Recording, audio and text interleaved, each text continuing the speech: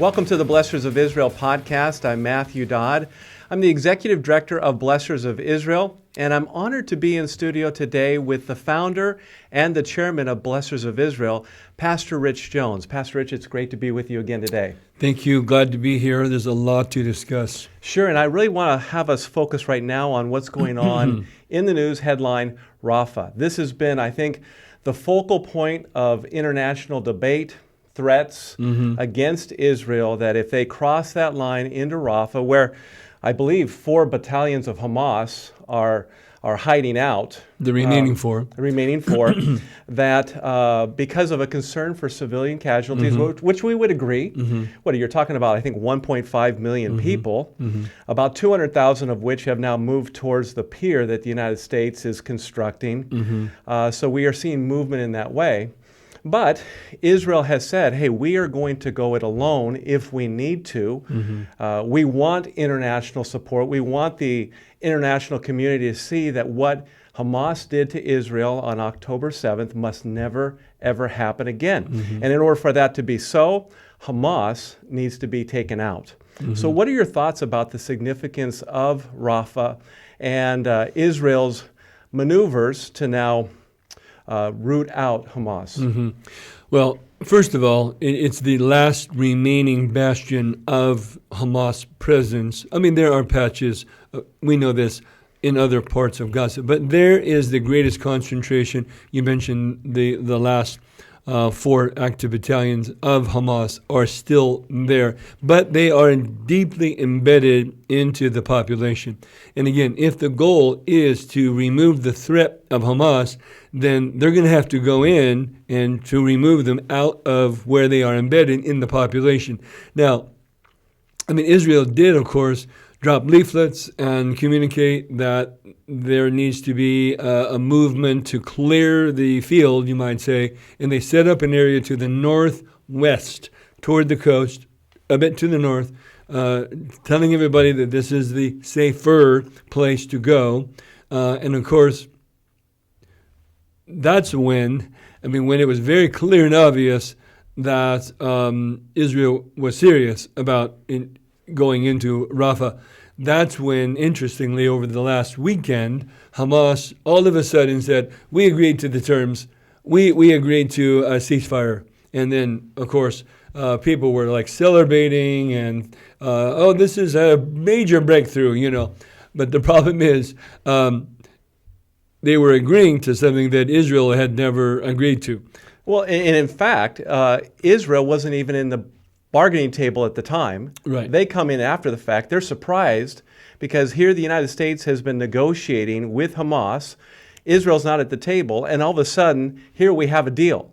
Everyone, like you said, is celebrating, and Israel is saying, we haven't even seen the terms yet. Then when they do, they realize none of these terms will work for Israel. Well, what is the major sticking point? The major sticking point is that Hamas insists on being able to continue on their operations and to rebuild and to be able to do October 7th again and again and again. That is the big sticking point, because they're not going to let go of these hostages just to let Israel destroy them. Right? That's their last remaining chip, you might say, bargaining chip. So they're not going to just let that go. But Israel is saying, well, we're not going to accept anything less, and we're not going to allow you to do that, which is their stated goal. They made it very obvious and clear that their intent is to do the same October 7 attack again and again and again. And so Israel says, no way. We do not agree to a total and complete withdrawal of Gaza. That is the big sticking point. But that's what Hamas says. Oh, we agree to terms. We've agreed. It was a big, in my mind, a big political move. Couldn't agree more. I think they were trying to strong arm Israel into conceding, but they had the backbone to say, no, we're not going to concede the point. We're even willing to go it alone. And to make the matter more clear, now we're willing to take Rafah. We're beginning to move towards Rafah and make it very clear that we are not going to stop until Hamas, we're going to cut off the head of the beast, and Hamas is removed from the power. Yes, but I think it's worth saying that they are not indicating a full invasion of Rafah. What they're saying at this point, and this is what they've done, which is to create a corridor, the Philadelphia corridor, which is essentially the Rafah crossing. And they have already secured that border and that cushion, you might call it. And to me, in my view, this was a very key strategic move. We're not going to take all of Rafah. We're going to take this stretch, this Philadelphia stretch, so that we can maintain and control the border. Because this is where all the weapons have been coming in. Exactly right.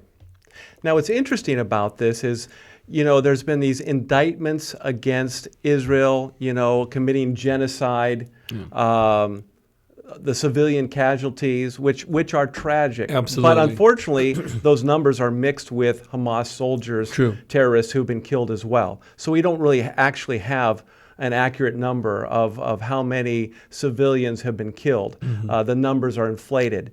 But there's a man named John Spencer. I don't know if you've heard of him before. He is the head of the chair of urban warfare for West Point. Okay. And he did some analysis of what Israel's doing in Gaza. And he said this type of warfare is unprecedented in modern warfare history.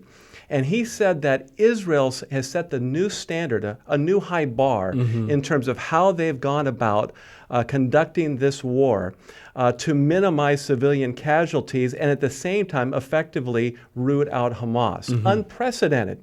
And he's publishing his articles in Newsweek, CNN, and getting a lot of support, but unfortunately it's falling upon deaf ears. And the narrative, internationally is really that, no, Israel is committing genocide. They have no concern for civilian life. But Spencer noted what Israel's doing is something that we've never seen before. Not only like the leaflets being dropped, they will actually contact via cell phone and notify the Palestinians, you need to leave the area. So where's the breakdown in this narrative so that Israel's considered this genocidal monster? Why is it that we see this breakdown right now on the international front? Well, I think the breakdown is because of the strategy of Hamas. I mean, if in a typical war, let's say, the army would go out there into an open field or to base camps, etc., and then it would be, army against army.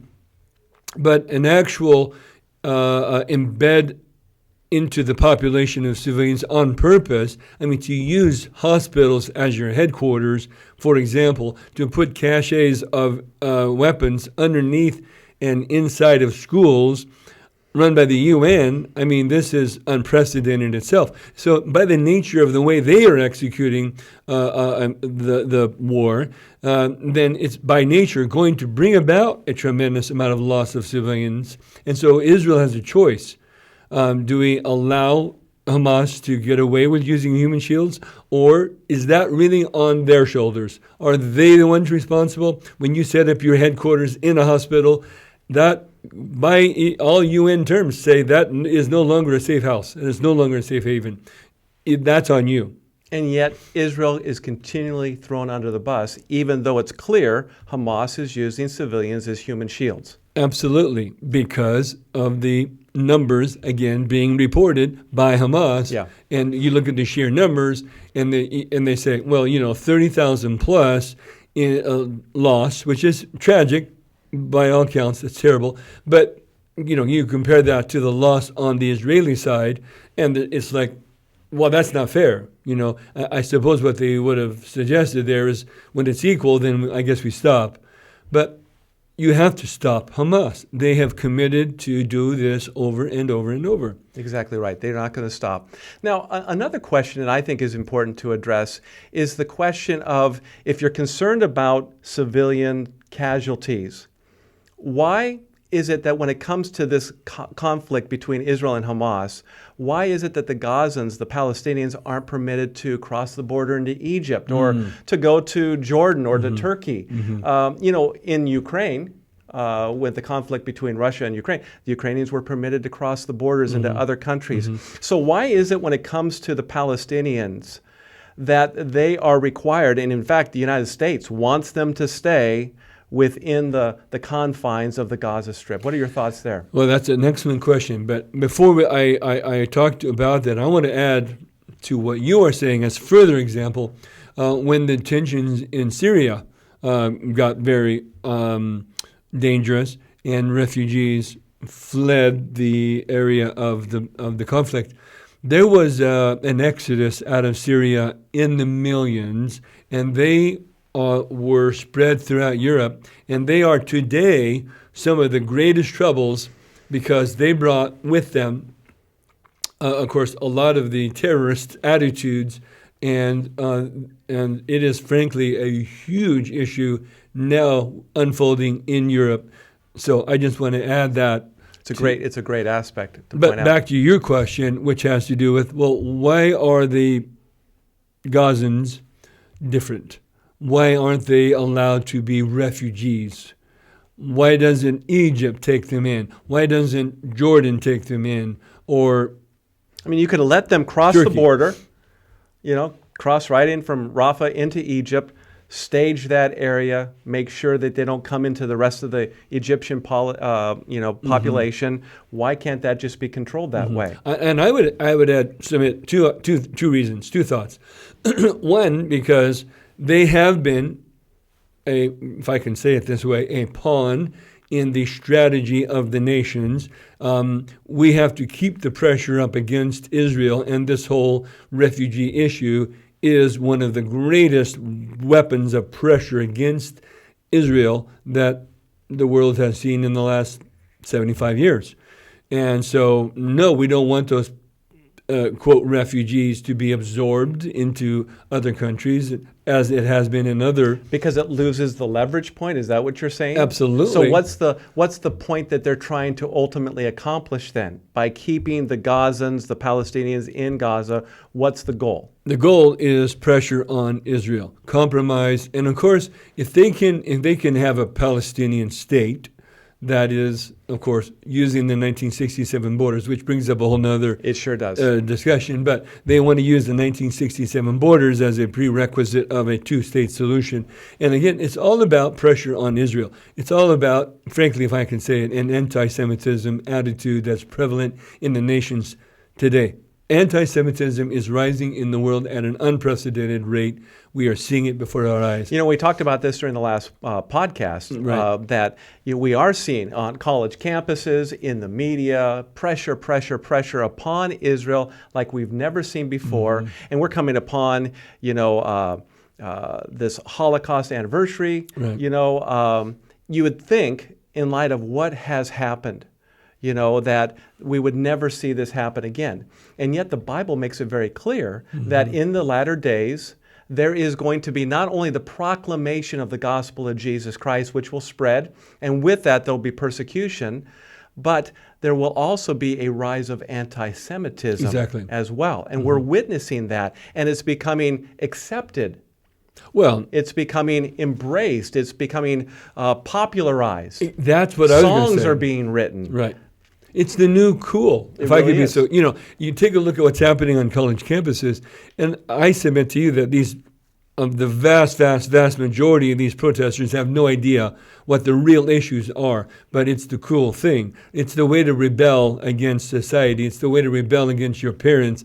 And again, you go out there and interview them, and many have, and they really have no reasoning. They cannot explain the issues at hand. And so I frankly, if I can be so bold as to say it, I believe that they are also pawns in this political game, and that these are funded by outside sources. There's an infiltration from professional protesters, and I think now we're seeing a backlash. So who's driving that? You talked about this being funded, and I hear the name George Soros, but I also think there are international actors. Yes. States that are involved with this, that are promoting this agenda.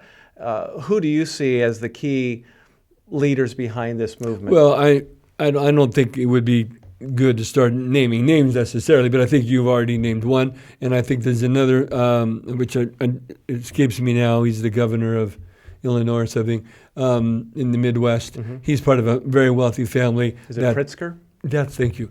Had a small senior moment there. But yeah, that's right. And there's a lot of funding that comes out of that family. But you're right. I think also there are outside forces coming to bear. But frankly, there's a very heavy left side of the spectrum that has a lot of monies, and they are agitators.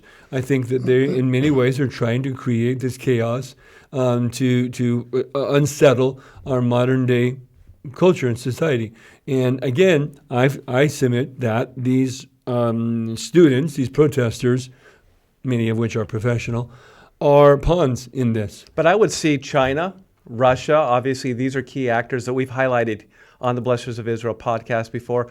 Iran. Yeah, but see, I think their influence is going to be more on the social media.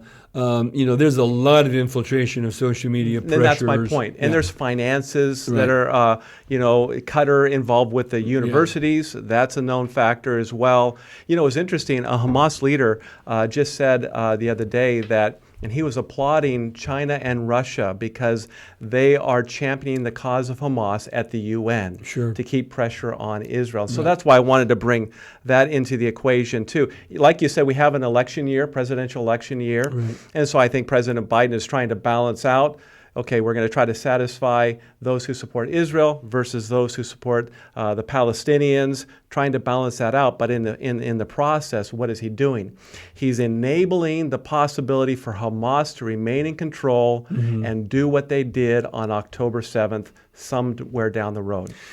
However, I think that, of course, you're right. The United States was pressuring Hamas, don't go into Rafah particularly. Well, and to talk about the weapons. Now it came out today. Right. Secretary of Defense Lloyd Austin before the Senate today.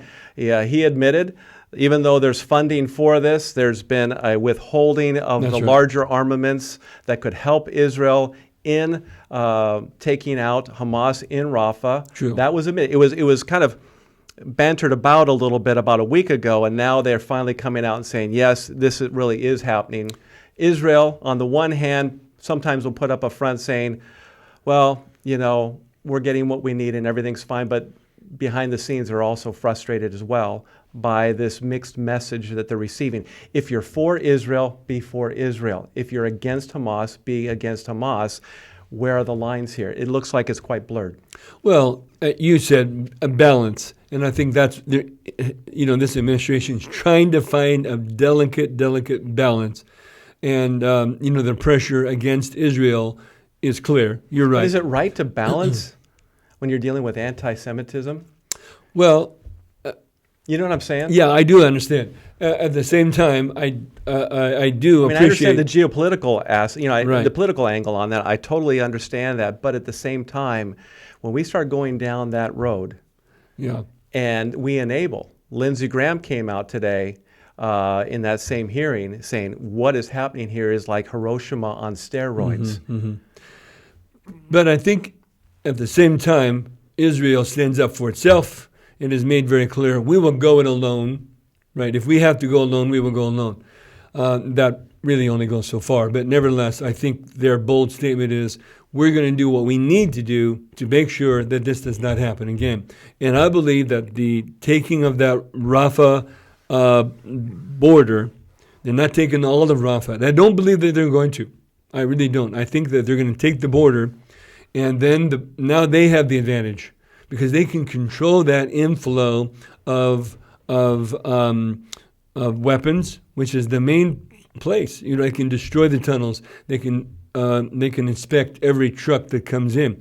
Now, Israel, I believe, is very quickly start like, okay, now let's get these trucks going. Let's get this aid going because that's going to take some of the pressure off. I agree.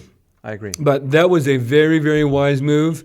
When I saw that, we're only going to take the Philadelphia corridor, and other than that, it's going to be limited excursions into Rafah. We're going to take the border. That was frankly, one of the greatest victories so far in this. Yeah. And give them control of that area. Absolutely. Yep. And it sends a message to Hamas. We mean business. We mean business, and we're not going to cave to your pressures, and we're still going to achieve our goals in terms of getting the hostages out, dead and alive ones. but we're also going to make sure that you can never do this to Israel again. And I can assure you that Israel will be under pressure to give it back, right? Give back that border. But I think if they are wise, they will never let go of that border again. Now, before we close, I want to circle back to what you said in regards to Syria and the influence of the Syrians when they, immigrated across borders to Europe. Well, they didn't immigrate; they were refugees. They refugees. Yeah. But my point though is that Egypt, Jordan, they don't want the Palestinians. No, they don't want the influence of the Hamas terrorists in their countries. Yeah, now, be more specific. Let's differentiate the Gazans / Hamas, because Hamas is embedded in the Gazans.